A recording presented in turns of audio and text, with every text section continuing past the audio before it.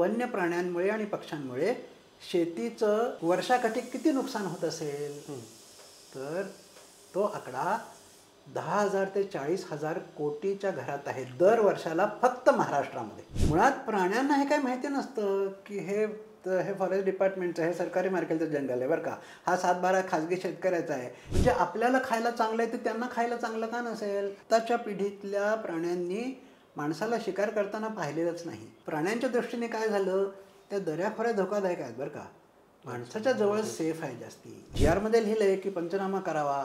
पंचनामा कोणी करावा? असे प्राणी किती आहेत तुम्हाला कुठे माहिती आहे? किती प्राणी आहेत तेच माहीत नाही, नसबंदी कोणाची करणार? अतिरिक्त शिकार केली तर निसर्गाचा किंवा निसर्ग मानव संबंधाचा समतोल ढासळतो, हे चीनने दाखवलं. म्हणजे काही काही पिकं हे वन्य प्राणी सहसा खात नाहीत. रब्बीचं नुकसान जास्ती होतं कारण तेव्हा जंगल वाळायला लागलेलं असतं आणि तुमचं शेत हिरवं दिसत असतं. पेरणी केली, विशेषतः समजा कडधान्य असतील, त्याचे दाणे असतात मोठे, बरोबर, तर ते करून ते फुगलेले दाणेच खाऊन टाकतात, मोड आलेले धान्यच खाऊन टाकतात. म्हणजे पेरणीच खाल्ली तर उगवणार काय? याला नाही देत म्हणतात आम्ही नुकसान भरपाई. नमस्कार, मी धनंजय सानप. ॲग्रोवनच्या विशेष मुलाखतीमध्ये तुमचं स्वागत. राज्यातील शेतकऱ्यांना वन्य प्राण्यांचा मोठा जाच सहन करावा लागतो. हे वन्य प्राणी शेतकऱ्यांच्या शेती पिकांचं मोठ्या प्रमाणात नुकसान करतात आणि हाच मुद्दा वारंवार पावसाळी अधिवेशन असू द्यात, हिवाळी अधिवेशन असू द्यात किंवा अर्थसंकल्पीय अधिवेशन असू द्यात, एकदा तरी चर्चेला येतो. मग यावरती वनमंत्री असतील तर ते म्हणतात की आम्ही याच्यावरती बंदोबस्त करण्याचा, वन्य प्राण्यांचा बंदोबस्त करण्याचा निर्णय घेऊ, त्याच्यासाठी कठोर पावलंसुद्धा उचलू असं ते सांगतात. परंतु मागच्या कित्येक वर्षांपासून वन्य प्राण्यांचा प्रश्न हा राज्यातला जशास तसा सुरू आहे. त्याच्यावरती काय उपाययोजना करायच्या याच्याबद्दल राज्य सरकारच्या पातळीवरती ढिम्म कारभार आहे आणि त्यामुळं राज्यातील शेतकऱ्यांना वन्य प्राण्यांचा त्रास हा अद्यापही सहन करावा लागतोय. मग पुढच्या काळात या वन्य प्राण्यांचा जर का बंदोबस्त करायचा असेल तर राज्य सरकारच्या पातळीवरती ज्या काही उपाययोजना म्हणून केल्या जातात त्या खरंच फायद्याच्या आहेत का? नेमक्या उपाययोजना काय करायला हव्यात, त्याची दिशा काय असली पाहिजे, धोरण निर्मिती काय केली पाहिजे, या सगळ्यांची माहिती जाणून घेण्यासाठी आज आपल्या सोबत आहेत ज्येष्ठ विज्ञान आणि पर्यावरणाचे अभ्यासक, संशोधक मिलिंद वाटवे सर. सर नमस्कार. नमस्कार, तुमचं खूप खूप स्वागत आहे. नीलगाई असेल म्हणजे विदर्भात नीलगाई आहे, रानडुक्कर आहे, हरिण आहे, वानर आहेत, तर या वन्य प्राण्यांचा शेतकऱ्यांना त्रास होतो. शेतकऱ्यांच्या पिकांकडे त्यांनी मोर्चा कसं काय वळवला आहे, याची नेमकी कारणं काय आहेत? कारण हा सगळ्यात महत्त्वाचा विषय आहे. बरोबर. कारण न समजताच तुम्ही उपाय करू शकत नाही. पण त्याच्याही आधी या विषयाला सुरुवात करताना मी एक गोष्ट मानतो की ही समस्याच मुळी पोरकी समस्या आहे. बरं. पोरकी म्हणण्याचं कारण असं की जे कृषीविषयक जी काही कृषी विद्यापीठं आहेत, कृषी शास्त्रज्ञ आहेत, त्यांनी कधी ही समस्या आपली मानली नाही. बरं. ते म्हणतात नाही नाही ते वन खात्याचं आहे, त्याचा आमचा काय संबंध. अहो शेतीच्याच आहे ना हे, तुम्ही कृषी महाविद्यालय, कृषी विद्यापीठ, कृषी विभागाचे आहात ना. त्यामुळे शेतीचं कुठलीही समस्या ही तुमची समस्या असली पाहिजे. पण या बाबतीत असं झालंय की तो आमचा प्रश्न नाही, तो वन खात्याचा आहे.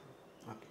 दुसरीकडे वन खात्याचं म्हणणं काय, म्हणण्यापेक्षा वन खात्याची भूमिका काय आहे की शेती उत्पादन वाढावं हा काही आमचा प्रश्न नाही.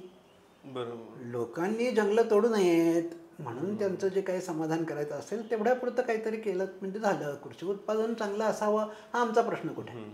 आणि त्यामुळे हा प्रश्न पूर्णपणे पोरका राहिला आहे. कोणी त्याचा अभ्यासही केला नाही, कोणी त्याच्यावरती योग्य तऱ्हेने उपाययोजनेचाही विचार केला नाही, काहीच नाही. मग आता काय या प्रश्नावरून सुरुवात करायची झाली तर याच्याबद्दलही खूप निराळ्या गोष्टी बोलल्या जात आहेत आणि त्या बोलण्यामागे जी गृहीता आहेत ती बहुतेक करून शहरी म्हणा किंवा पुस्तकी म्हणा किंवा काहीतरी एक रोमॅन्टिक काहीतरी आयडिओलॉजी असलेल्याच्या कल्पना आहेत. तर मुळात माणूस हा या सगळ्या प्राण्यांमध्येच उत्क्रांत झालेला आहे. बरोबर आहे. आपण वाइल्डरनेसमध्ये जंगलामध्येच माणूस वाढला, मग शहरं ही आत्ता आली. म्हणजे आपण जंगलामधून बाहेर आत्ता पडलो. आत्ता म्हणजे उत्क्रांतीच्या कालखंडामध्ये अगदी कमी वेळामध्ये आपण जंगलातून बाहेर पडलो. आणि त्यामुळे मनुष्यवस्ती वेगळी, जंगलं वेगळी, हे आपण आत्ता केलेलं क्लासिफिकेशन. मुळात प्राण्यांना हे काही माहिती नसतं की हे फॉरेस्ट डिपार्टमेंटचं, हे सरकारी मार्केटचं जंगल आहे बरं का, हा 7-12 खाजगी शेतकऱ्याचा आहे, हे प्राण्यांना कुठे माहिती असतं. ते जिथं चांगलं खायला मिळेल तिथं जाणार, जिथं पाणी प्यायला मिळेल तिथं जाणार. हे गृहीत धरलं पाहिजे. त्यामुळे असं नाही आहे की प्राण्यांनी जंगलात राहायला पाहिजे आणि आता ते बाहेर काय येतात, हा प्रश्नच चुकीचा आहे. त्यांच्या दृष्टीने सर्व भूमी ही त्यांचीच आहे. पण मग आत्ता का वाढलं, तर ह्याचं कारण असं आहे की माणसाची भीती आता हळूहळू नाहीशी व्हायला लागली. बरं. मुळामध्ये असं आहे की शेतीमध्ये जेवढं खायला मिळतं तेवढं जंगलात मिळत नाही.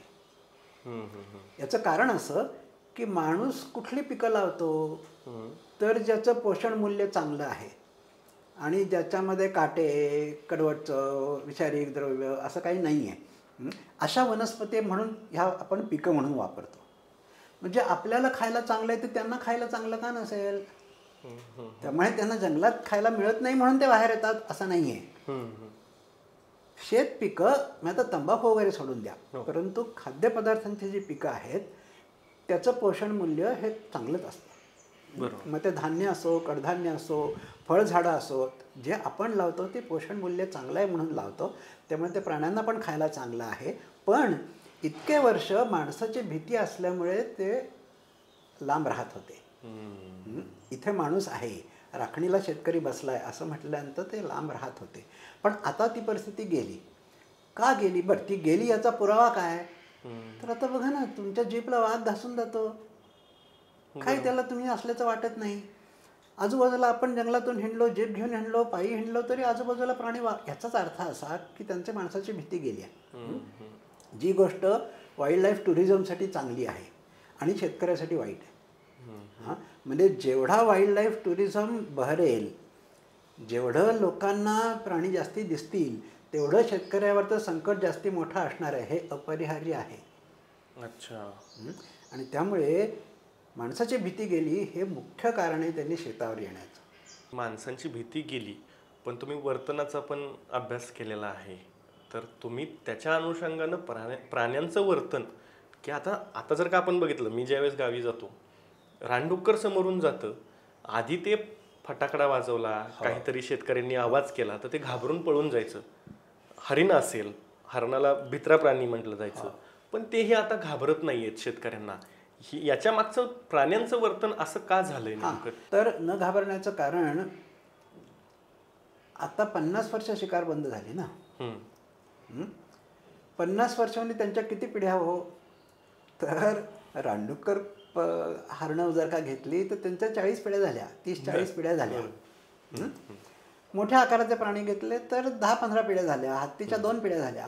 पण तरी याचा अर्थ आत्ताच्या पिढीतल्या प्राण्यांनी माणसाला शिकार करताना पाहिलेलंच नाही. का भीती वाटावी? म्हणजे माणूस भीतीदायक प्राणी आहे कुठे? फार फार तर काय करेल, आरडाओरडा करेल, त्यांनी आपल्याला काहीच होत नाही.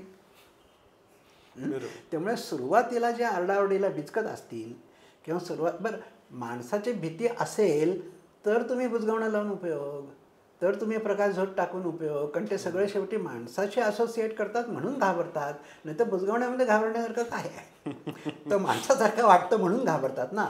माणसाचीच भीती गेली तर या इतर उपायांचं पण काही चालत नाही. बरोबर आहे. आणि माणसाची भीती जाण्याचं मुख्य कारण असं आहे की आता शिकार बंद झाली. बरं, चोरटी शिकार अजिबातच होत नाही असं नाही, पण ती कुठे होते माहिती आहे का?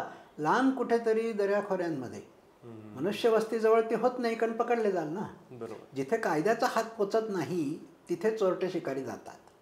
प्राण्यांच्या दृष्टीने काय झालं, त्या दऱ्याखोऱ्या धोकादायक आहेत बरं का, माणसाच्या जवळ सेफ आहे जास्ती. आणि त्यामुळे प्राणी जर का माणसाच्या वस्तीच्या आसपासामध्ये, शेतांमधून, इव्हन दिवसा ढवळ्यासुद्धा वावरायला लागले, हे उत्तर घडतच जाणार आहे. मानवी आणि वन्य प्राणी यांच्यातला संघर्ष वाढत जाणार असेल तर शेतकऱ्यांना त्याचा मोठा साहजिकच फटका बसणार आहे.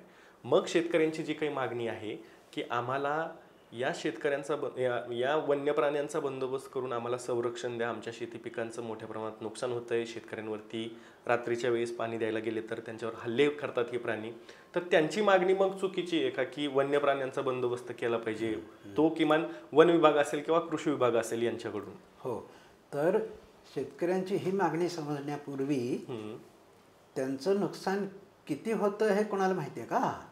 कोणी त्याचा अभ्यास केलाय का? त्याच्यावरती काही त्याचं काय शेती अर्थशास्त्रज्ञांनी कोणी त्याच्याकडे पाहिलं आहे का? काही पद्धती आहेत का नुकसान मोजण्याच्या? तर काही नाही.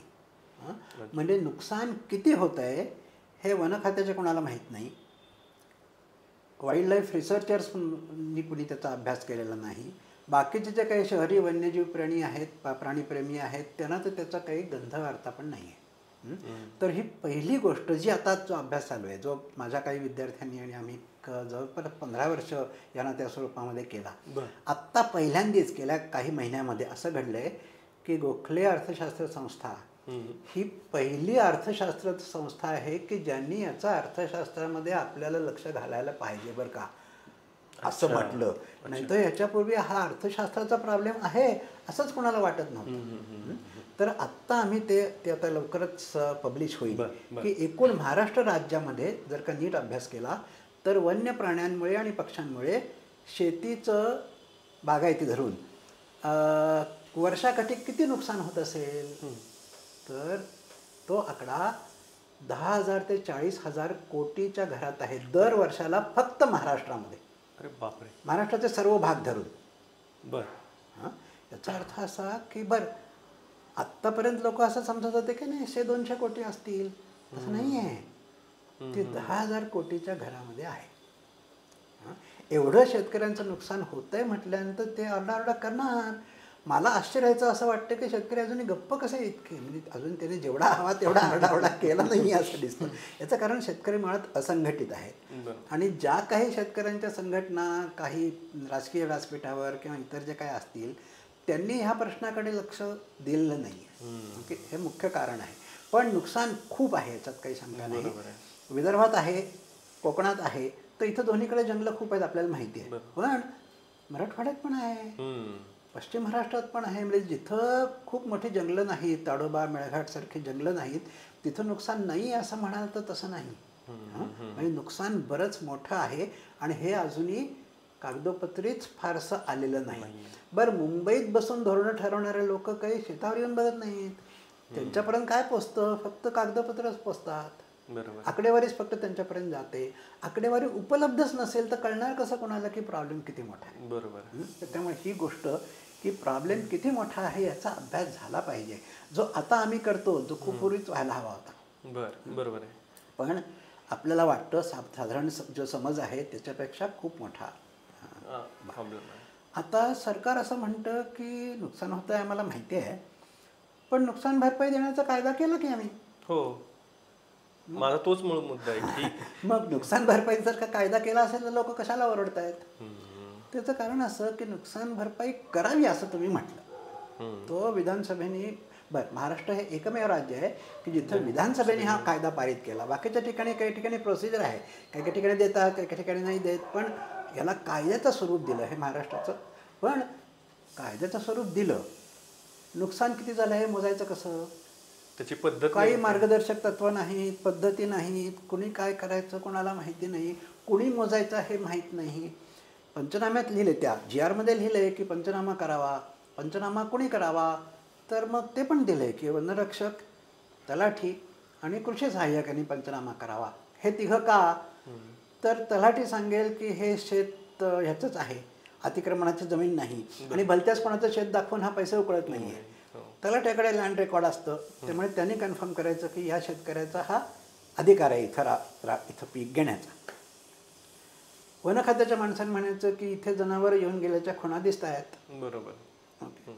आणि खरं नुकसान किती झालं हे कृषी सहाय्यकांनी मोजायचं असं आहे. तर पंचनाम्याला कृषी सहाय्यक फिरकत. आता एक साधी गोष्ट आहे, 3 वेगवेगळ्या खात्याच्या लोकांनी एकत्र येऊन पंचनामा करावा अशी अपेक्षा तुम्ही करता का? किती वेळेला हे घडेल? घडतच नाही. हो. आणि त्यामुळे पंचनामा वेळेवर होत नाही, झाला तरी तो रीतीप्रमाणे होत नाही. नुकसान कसं मोजायचं हे कोणालाही माहिती नाही. बरोबर. मग काय, मग पंचनामा झाला तर ते काहीतरी लिहितात त्यांच्या पद्धतीने. ती प्रत्यक्षात लिहिलेला आकडा किती असतो, प्रत्यक्षात झालेलं नुकसान किती असतो याचा एकमेकांशी काही धरबंध नाही. पंचनामा कित्येक वेळा होतच नाही, नाही झालं तर काय करायचं कोणालाच माहीत नाही. महाराष्ट्रात 2022-23ची एक आकडेवारी आहे वन विभागाची, त्यांच्या अधिकृत वेबसाईटवरती ती आकडेवारी आहे. तर जवळपास 37,500 अधिक पिकांची प्रकरण आहेत तक्रारी आलेल्या आहेत. नुकसानीचे हो, आणि 7,000 अधिक पशुधन या वन्य प्राण्यांच्या हल्ल्यामध्ये गमावलं लागलेलं आहे शेतकऱ्यांना. तर तुम्ही जसं म्हणताय की तो काही हजार कोटींमध्ये तो आकडा आहे, तर ही खरं तर गंभीर बाब आहे. आता याच्यावरतीच याच मुद्द्याला धरून प्रश्न असा आहे की कालच परवा दिवशी चंद्रशेखर बावनकुळे यांनी असं सांगितलं की आम्ही या वन्य प्राण्यांच्या हल्ल्याबाबत जर का निष्काळजी केली तर संबंधित अधिकाऱ्यावरती कठोर कारवाई करू, त्यांचे बंदोबस्त करण्याचे आदेश पण त्यांनी दिले. दुसरीकडे वनमंत्री जे आहेत गणेश नाईक, त्यांनी एक बैठक बोलवली आणि त्या बैठकीत तातडीनं उपाययोजना करण्याचे निर्देश दिले. आता हा पॅटर्न जर का आपण मागच्या 10 वर्षात 20 वर्षात मागे जाऊन बघितला तरी आपल्याला तोच दिसतो. अशी काहीतरी प्रकरणं झाली की उपाययोजना करण्याच्या अनुषंगानं पुढं काहीतरी सांगितलं जातं. आता यातला सगळ्यात महत्त्वाचा मुद्दा काय आहे सर, की यामध्ये ज्या काही उपाययोजना सांगितल्यात त्या खरं तर गांभीर्यानं घेण्याची गोष्ट आहे की त्या केल्या तर काय होऊ शकतं. वन्य प्राण्यांची नसबंदी केली की हा प्रश्न सुटेल असं बोललं जातंय. तर यात किती तथ्य आहे आणि त्याचा नेमका पर्यावरणाच्या चक्रावर काही परिणाम होईल का? नसबंदी यशस्वी झाल्याची उदाहरणं कुठे आहेत का? तर नसबंदीने प्राण्यांचं संख्या नियंत्रणात आणण्याचं कुठे शक्य झालं आहे, तर ज्या ठिकाणी प्राण्यांची संख्या किती आहे तुम्हाला माहिती आहे, नर किती आहेत मादी आहे त्याचा तुम्हाला अंदाज आहे, त्यांच्या वाढीचा वेग सध्या काय आहे, ओके, हे तुम्हाला माहिती आहे. आणि त्याप्रमाणे तुम्हाला किती नर किंवा किती माद्या पकडाव्या लागतील, त्यांचं काय करावं लागेल. आता टेक्नॉलॉजी सुधारते बरं का, म्हणजे पूर्वी जी शस्त्रक्रिया करावी लागायची आता नुसतं इंजेक्शन देऊन भागतं. हां, म्हणजे टेक्नॉलॉजी सुधारते. पण टेक्नॉलॉजी जरी सुधारली तरी आपल्याकडे किती प्राणी आहेत, किती मोठ्या एरियावर पसरलेत, हेच जर का तुम्हाला माहिती नसेल तर तुम्हाला कोणाची नसबंदी करायची हे कसं कळणार? किती नर किंवा किती माद्या मी पकडल्या पाहिजेत हे कसं कळणार? आपल्याकडे काही गणती नाही.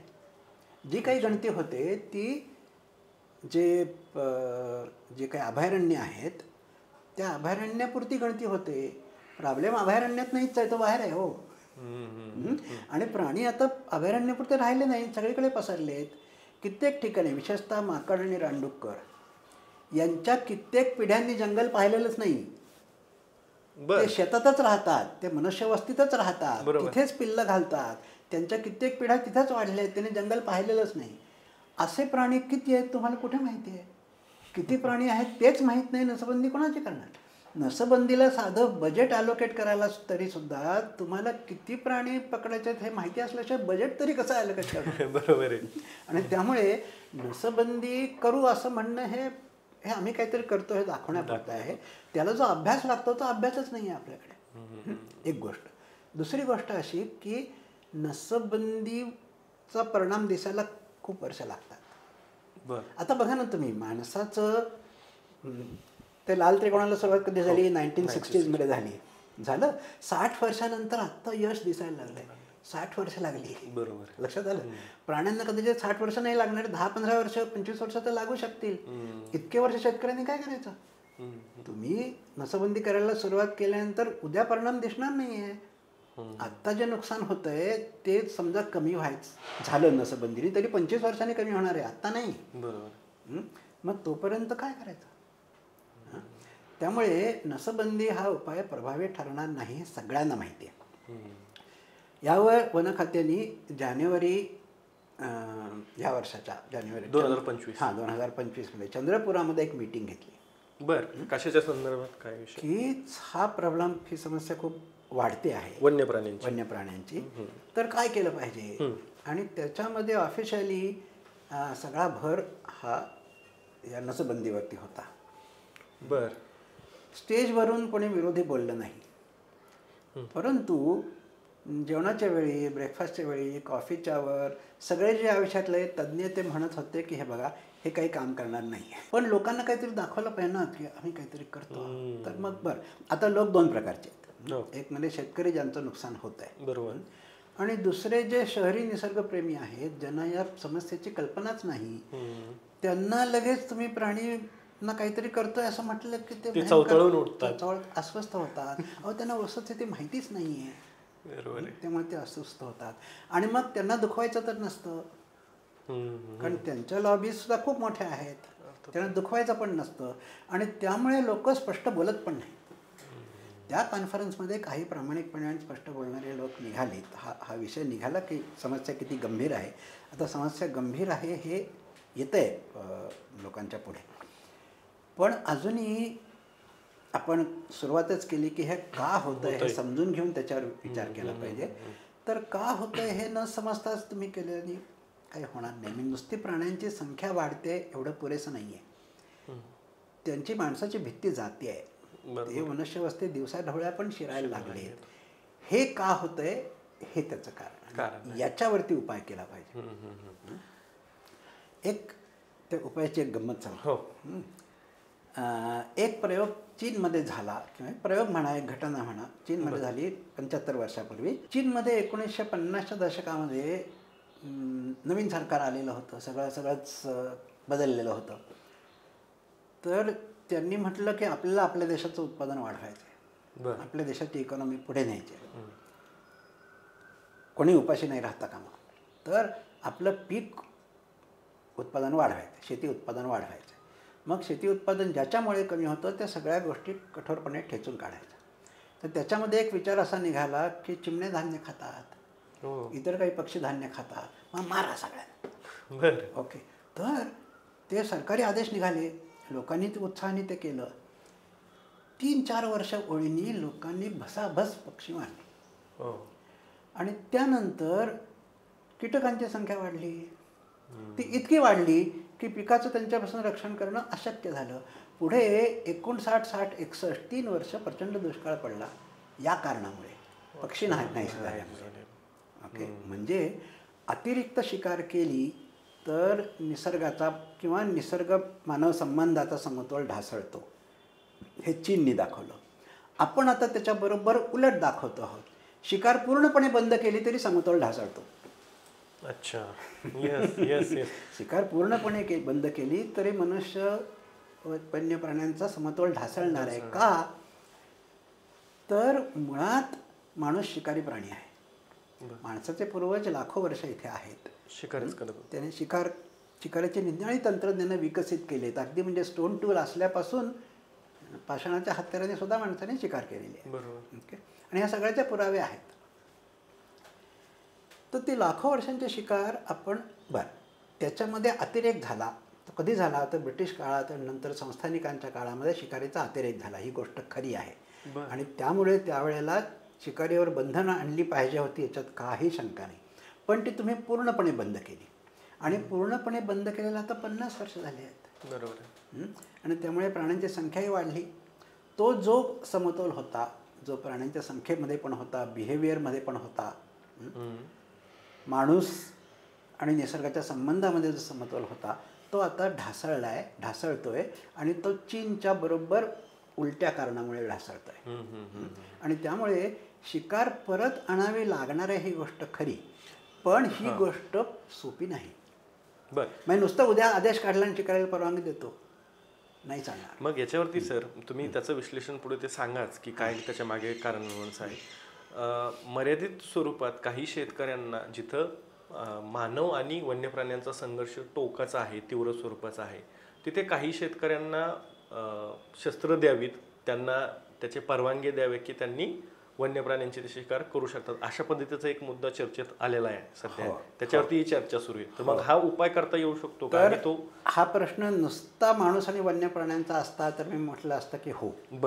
पण लोकांकडे शस्त्र देणं भारतासारख्या देशात, जिथे धर्मावरनं भांडणं आहे, जिथे जातीवरनं भांडणं आहेत, जिथे नदीच्या पाण्यावरनं भांडणं आहे, जिथे भाषेवरनं भांडणं आहेत, लोकांच्या हातामध्ये शस्त्र देणं हे आपल्या समाजामध्ये इतकं सुरक्षित आहे असं मला वाटत नाही. पण शिकार करण्याच्या काही वेगळ्या व्यवस्था आता अस्तित्वात आणायला लागतील. एकेकाळी काय होतं की तशा व्यवस्था आपोआप उत्क्रांत झाल्या. म्हणजे उदाहरणार्थ काही जमाती या प्रामुख्याने शिकार करत येतात. उदाहरणार्थ फासेपारधे होते, वैदू होते, अशा भारताच्या निन्याळ्या भागाने निन्याळ्या जमाती आहेत, त्या प्रामुख्याने शिकार करत होत्या. आणि ह्याच्या उलट कित्येक शेतकऱ्यांनी ते सोडून दिलं होतं. तर वारकरी, महाराष्ट्रातले खूप शेतकरी आणि वारकरी कुठे अशी गोष्ट करायला जाणार नाही. बरोबर. पण समजा या भागामध्ये एखाद्या प्राण्याचा उपद्रव फार वाढला आहे, पारध्यानं बोलावणं शक्य होतं हो. आणि अशी बोलावणी पाठवली जात असत. बरं. आणि ह्याच्यात वेगवेगळ्या जमाती वेगळे प्राणी मारण्यामध्ये स्पेशालिस्ट होत्या. उदाहरणार्थ वैदू लोक मांजर पकडतात आणि खातात, बाकी कुठलीही जमात मांजर खात नाही. नागा लोक कुत्री खातात, बाकी कुठली जमात कुत्री खात नाही. तर हे सगळं असं एक कॉम्प्लेक्स कुणी जाणीवपूर्वक केलं नाही, ते आपोआप हळूहळू उत्क्रांत झाले, ते हळूहळू डेव्हलप होत आलंय. ओके. आणि मग ह्या ज्या सगळ्या शिकार करणाऱ्या जमाती असायच्या त्यांचे स्वतःचे नियम असायचे. कुठल्या प्राण्याला कुठल्या हंगामात मारलेलं चालतं, कुठल्या हंगामात मारलेलं चालत नाही, नर मारावा की मादी मारावी, गाभण मादी मारली तर पाप लागतं, अशा सगळ्या धारणा, त्यांच्या सगळ्या धारणा, नियम होते. आणि त्यामुळे शिकार तर करायची, पण उद्या हे प्राणी नामशेष झाले तर उद्या तुमचंच पोटावर गदा येणार आहे, तुमच्याच उपजीविकेचं साधन आहे ते. आणि त्यामुळे शिकार तर करायची, पण ते नाहीसं नाही होऊ द्यायचं, असा एक शहाणपण परंपरागत होतं. आता 50 वर्षामध्ये या जातींची सगळी वाट लागलेली आहे आणि त्यांच्यामधली शिकार संस्कृती तर गेलेलीच आहे. आता 2 पढ्या त्यांच्या अजूनही थोडीफार शिकार करतात, नाही असं नाही, मला माहिती आहे, मी ते पावरलेलं या जमातीच्या लोकांमध्ये. पण ते पहिल्यासारखं राहिलं नाही. कुठेतरी चोरून मारून करतात किंवा काय फार तर लावी तित्तीर मारतात. रानडुक्कर मारा म्हटलं तरी मारत नाही होतं. हे सगळे म्हणजे त्यांच्यातून ती कला पण गेली आणि ती संस्कृती पण गेली. त्यामुळे आता आपल्याला परत त्या संस्कृतीकडे परत जाता येणार नाही. मग तुम्हाला नवीन व्यवस्था बनवावी लागेल की ज्या व्यवस्थेमध्ये मोजकेच प्राणी मारले जातील, पण प्राण्यांचं माणसाविषयीचं जे काही भीती आहे ती हळूहळू काही वर्षामध्ये, काही पिढ्यांमध्ये आपल्याला परत आणता येईल. ती परत आणली तर प्रॉब्लेम खूप मोठ्या प्रमाणात रिझॉल्व्ह होईल. ओके. म्हणजे शेतीची राखण पूर्वी पण करायला लागायची, ते फार महात्मा फुल्यांच्या लेखनापासून आहे. ओके. शेतीची राखण तर करावीच लागते, पण तेव्हा असं होतं की जरा हुर्र केलं की पळून जात होते. आता जात नाहीत, हे आपल्याला रिव्हर्स करायचं. आणि त्यासाठी मर्यादित प्रमाणात योग्य पद्धतीने शिकार करायला गत्यंतर नाही. आता ती पद्धत कशी असावी हे मी थोडक्यात सांगणार नाही, कारण त्याच्यातून गैरसमज जास्त हे आम्ही खूप डिटेलमध्ये आता लिहून, त्याच्यावरती आपण परत बोलू, त्याच्यावरती नाही, ते आम्ही लिहून काढतो. ओके. आणि ती एक व्यवस्था म्हणून कशी डेव्हलप करता येईल, ती कशी डेव्हलप करता येईल आणि ती चांगल्या पद्धतीने कशी चालेल हे त्याच्यामधून आलं पाहिजे. हे अंतिम सोल्युशन असणार आहे. पण ते जोपर्यंत होत नाही तोपर्यंत तुम्ही नुकसान भरपाई देत राहायला पाहिजे.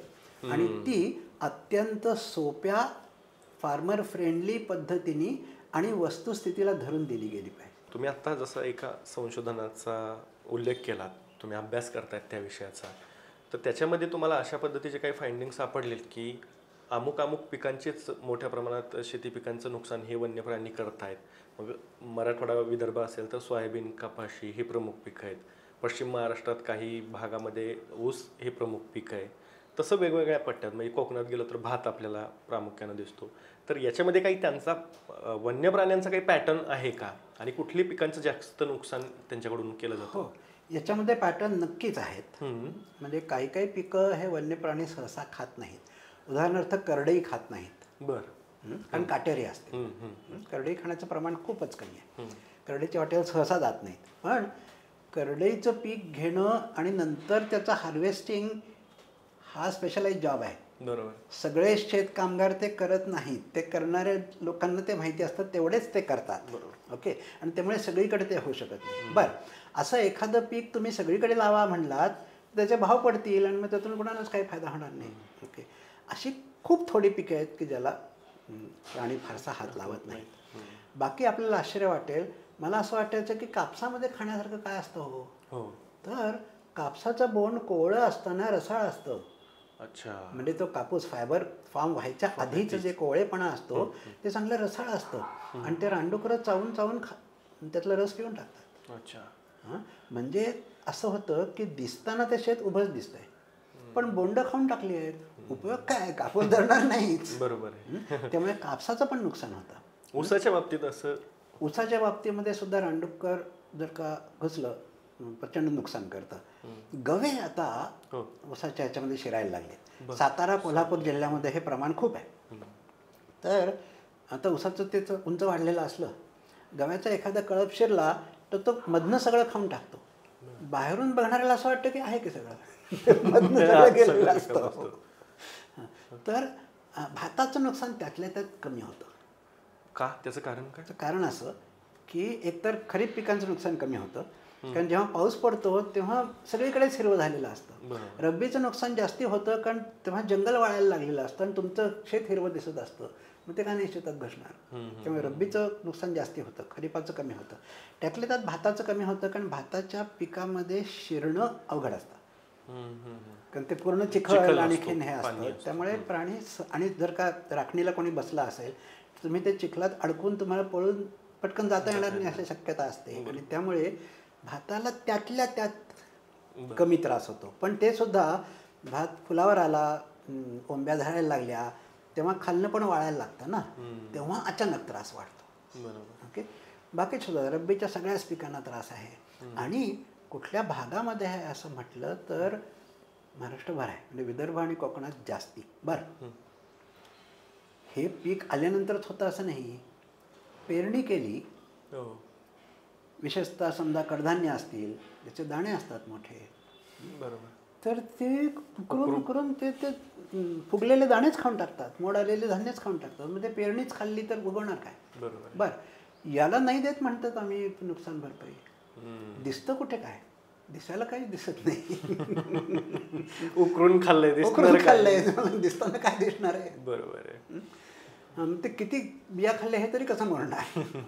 बरोबर आहे. पण अशा प्रकारचं म्हणजे वानर असतील किंवा हरिण असतील, म्हणजे प्रत्येक टप्प्यावरती खाण्याचा एक पॅटर्न आहे प्राण्यांचा सुद्धा, टप्पेवाईज पिकाच्या. म्हणजे पिकाची लागवड केली आहे, वाढीची अवस्था आहे, काढणीची अवस्था आहे, प्रत्येक याच्यामध्ये. बघा ना तुम्ही, आंब्याची कलम, हो, त्याचे लंगूर म्हणजे वानर जे आपलं असतं ते काळतोंडी वानर, हो हो, ते कोवळा पालाच खाऊन टाकतं. आता ते कलम वाढलंच नाही तर आंबे कुठनं येणार? कोकणामध्ये त्यांना केळटी म्हणतात, म्हणजे लाल तोंडाची माकडं असतात. तर ती मोहराचं नुकसान करतात. आंब्याला लागलेला मोहर, आंब्याचा मोहर. आता मोहर गळला तर आंबे कुठून धरणार? आणि मग नुकसान कुठे झालं? दिसायला काहीच नाही झालं. अशी मागणी सुद्धा आहे की यांचं एक स्वतंत्र जंगल ह्या वन्य प्राण्यांचं केलं पाहिजे, ज्या भागातनं नाही. म्हणजे कालची मीटिंग जर का वनमंत्र्यांनी जी घेतली गणेश नाईकांनी, त्याच्यामध्ये राज्यमंत्री जे आहेत आशिष जयस्वाल, त्यांनी असा मुद्दा मांडला की हे जे काही वन्य प्राणी आहेत जे शेतकऱ्यांना त्रास देतात ते सगळे एकत्र गोळा केले पाहिजेत आणि ते दुसऱ्या राज्यामध्ये नेऊन सोडले पाहिजेत जिथं प्राणी नाही आहेत, वन्य प्राणी. अशा पद्धतीचा त्यांनी एक प्रस्ताव मांडला आहे. त्याच्यावरती चर्चा पण होईल अशी शक्यता आहे. असं झालं तर त्याचा फायदा होईल का मग शेतकऱ्यांना? त्यांना आपण फक्त एका शब्दात किती हा प्रश्न विचारूया. बरं, किती प्राणी जास्त, तुम्हाला माहिती आहे का किती प्राणी जास्त झालेत? किती प्राणी पकडावे लागतील? काही अंदाज आहे का? कुठल्या भागामध्ये? काही अभ्यास नाही, काही डेटा हातामध्ये नाही, काही आकडेवारी नाही. अचानक हवेमध्ये तुम्ही कशी योजना मांडू शकता? प्रचंड पॉप्युलेशन आहे प्राण्यांचं. म्हणजे मला नांदेड जिल्हा काय मोठमोठे जंगलं आहेत का? नाही. तिथले एक एक एक चांगले कृषी तज्ज्ञ मला सांगत होते, 300-300 हरणांचा कळप आमच्या शेतामध्ये घुसतोय, काय करणार आम्ही इथे? काही ठिकाणी काळवीट आहे, काही ठिकाणी चिंकार आहे, नीलगाय आता खूप वेगाने पसरते. हे महाराष्ट्रभर झालंय. आता त्यातल्या त्यात हा कोल्हापूर, पुणे, नगर जिल्हा आहे, त्यातल्या त्यात बरे आहे. पण बाकी हे राज्यभर पसरलेले तुम्ही किती प्राणी पकडणार? त्यांना कुठे पाठवणार? अशक्य आहे. यालाच एक धरून की जामनगरमध्ये, गुजरातमध्ये अंबानींनी वनतारा नावाचा एक प्रकल्प सुरू केला आहे. त्याच धर्तीवरती तशाच पद्धतीनं तो साधारणतः 3,000 एकरवरती तो प्रकल्प आहे. तशा पद्धतीनं ठाणे जिल्ह्यात काही जागा घेऊन तिथे सुद्धा राज्य सरकारचा असा एक प्रकल्प करण्याची तयारी आहे. तर त्यामुळे तर किमान वन्य प्राणी आटोक्यात येतील असा त्यांचा आशावाद आहे. तर त्याबद्दल तुमचं काय मत आहे? नाही, तो प्राणी संग्रहालय म्हणून, बिझनेस म्हणून, लोकांच्या मनोरंजनासाठी म्हणून ते काम करेल. अच्छा, खाजगी प्राणी संग्रहालय म्हणून अशा पद्धतीनं काय? परंतु त्याने या समस्येचं काही होईल का? तर काहीही होणार नाही. समस्येवर त्याचा काहीही परिणाम होणार नाही. बर. हां, त्याचे इतर काही फायदे असू शकतील, त्यासाठी ते करायला हरकत नाही, ते करायला माझा विरोध नाही. पण त्यांनी शेतावर येण्याचे प्राणी कमी होतील का, माणसावरचे हल्ले कमी होतील का, तर नाही. अजून एक याच्यामध्ये एक पुढची कडी अशी सांगितली जाते, हे उपायांच्या बाबतीत मी बोलतोय कारण की हे फार पॉप्युलर झालेले आहेत आणि लोकांना सहज जर का विषय आला तरी प्राणी मारायला परवानगी देणं किंवा त्यांचं स्वतंत्र जंगल तयार करणं अशा पद्धतीचे उपाय बोलले जातात आपल्याकडे.